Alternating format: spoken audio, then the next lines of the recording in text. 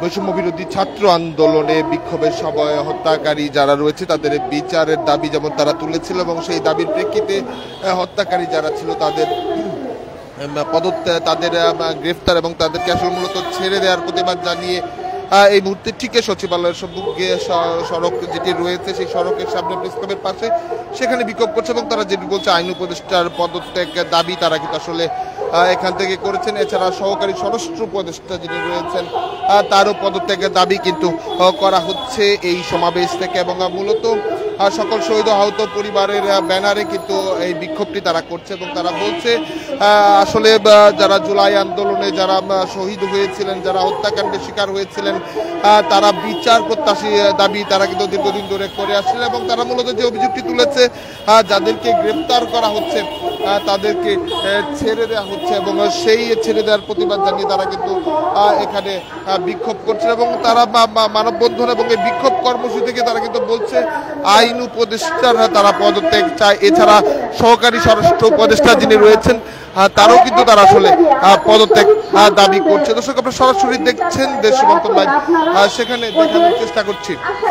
ছেড়ে দিবেন না, আমাদের কারোর সাথে বিরোধ না, বিরোধ হচ্ছে আমাদের সন্তানরা। আমরা সন্তান বিরোধী ছাত্র আন্দোলনের শহীদ ভাই বোনদের প্রতি যেমন দাবিটি তারা তুলছে ব্যানারে তারা এই বিক্ষোভটি করছে এবং তারা বলছে শহীদ পরিবার এবং এর উপর পুলিশ অতর্কিতভাবে হামলা করেছে। শেষ প্রান্তে এসে আমার নাকি 4 তারিখে ভাড়া শহীদ হয়, 5 তারিখে আমরা পাঠাতে পারিনি।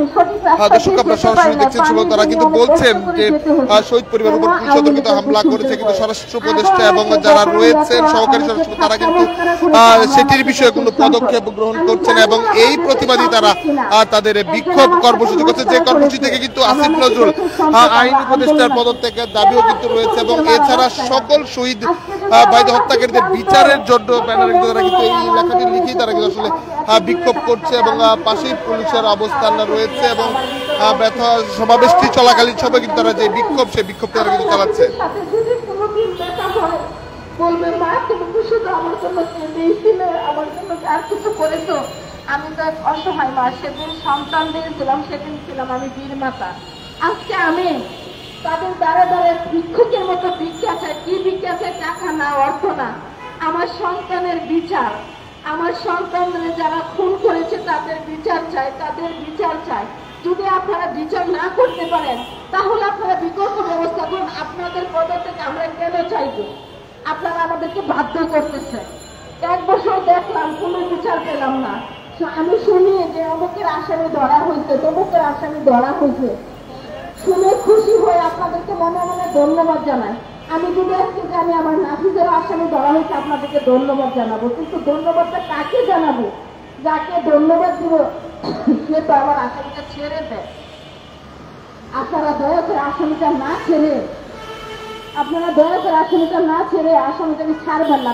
তাহলে তাদের মাকে মেরে ফেলে আমরা কিসের জন্য বেঁচে থাকবো? আমাদের সন্তানের হত্যাকারীরা যদি আমার নাফিজকে, আমি রিক্সাওয়ালার মুখে শুনেছি, আমি একটা খবর শুনলাম কালকে যে আমার নাফিজকে রিক্সায় তোলার অবস্থায় আরো 2টো গুলি করতে চেয়েছে।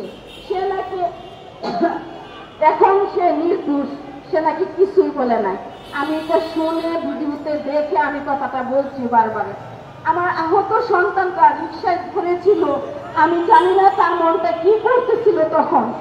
আমার সন্তানটা জীবিত ছিল, আমরা যদি ঢুকতে দেওয়া না। ওই অবস্থায় একজন পুলিশের কর্মরত ভালো পদক্ষেপ লোক নাকি বলছিল, এটা আমাকে নুরুভাই বলেছিল আমার বাসায় বসে।